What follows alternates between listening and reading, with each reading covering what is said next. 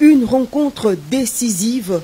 qui devrait marquer un tournant dans le cycle infernal de violence qui meurtrit les populations de l'Est de la République démocratique du Congo. La tripartite de Luanda sur la situation sécuritaire à l'Est de la RDC s'est terminée ce mercredi soir par l'établissement d'une feuille de route sur le processus de pacification de la région Est de la RDC. Tout commence par une rencontre à trois entre les présidents Joao Lourenço, Félix Antoine Tshisekedi Tshilombo et Paul Kagame.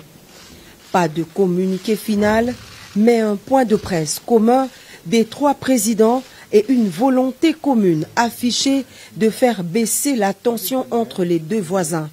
L'objectif central étant de restaurer la confiance perdue entre Kinshasa et Kigali par l'instauration d'un dialogue et d'une concertation permanente établie sous l'égide de la CIRGL et du processus de Nairobi dans le cadre de la communauté d'Afrique de l'Est. Concrètement, cela se fera graduellement via l'application de la feuille de route qui permettra au final, si chacun respecte vraiment ses engagements, de réchauffer les relations politiques, diplomatiques et économiques entre le Rwanda et la République démocratique du Congo.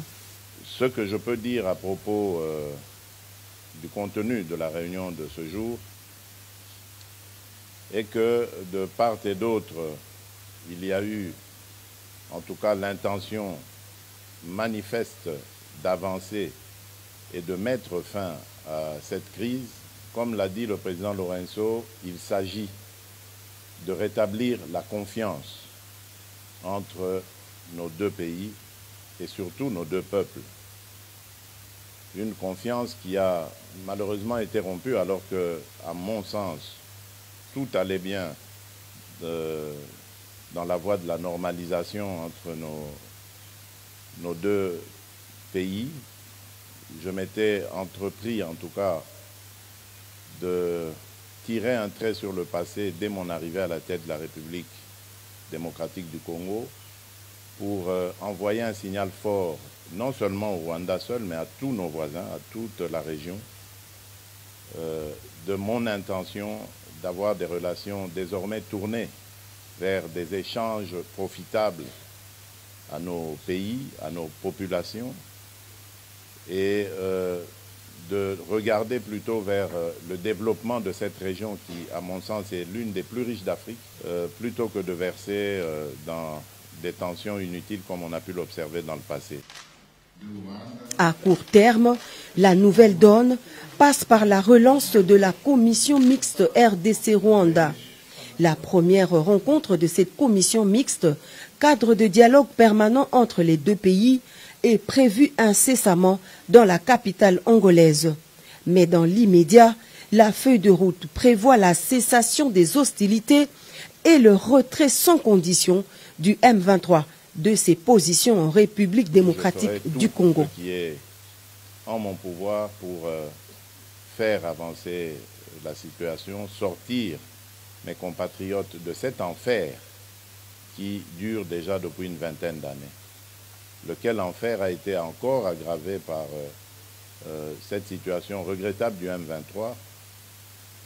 un groupe armé qui pourtant était déjà en discussion avec nous à Nairobi, mais dont le comportement est totalement inexplicable, car je ne peux pas comprendre que des gens qui ont une revendication et dont l'interlocuteur est à disposition pour écouter leurs revendications puissent à nouveau reprendre des armes, comme pour exercer une sorte de chantage ou de pression. Donc j'espère vraiment et j'attends de ce processus qu'il apporte le cessez-le-feu immédiat et le retrait de ce groupe du M23, en attendant évidemment que l'on mette en marche la feuille de route qui amènera un processus de paix, de stabilité et de confiance. Le retour des réfugiés dans leur pays d'origine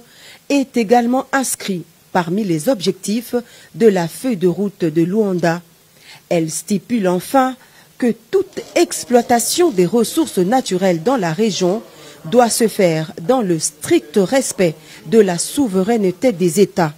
ce qui met en exergue la ferme volonté de lutter contre le trafic illicite des ressources minières de la République démocratique du Congo au profit des pays voisins. Le chef de l'État, Félix Antoine Tshisekedi Tshilombo, garde ainsi le cap de la fermeté pour la défense de la souveraineté nationale et en même temps une ouverture au dialogue diplomatique sincère pour imposer la paix à l'est de la RDC. Le président de la République et sa délégation sont rentrés au pays ce mercredi soir. Une rencontre décisive qui devrait marquer un tournant dans le cycle infernal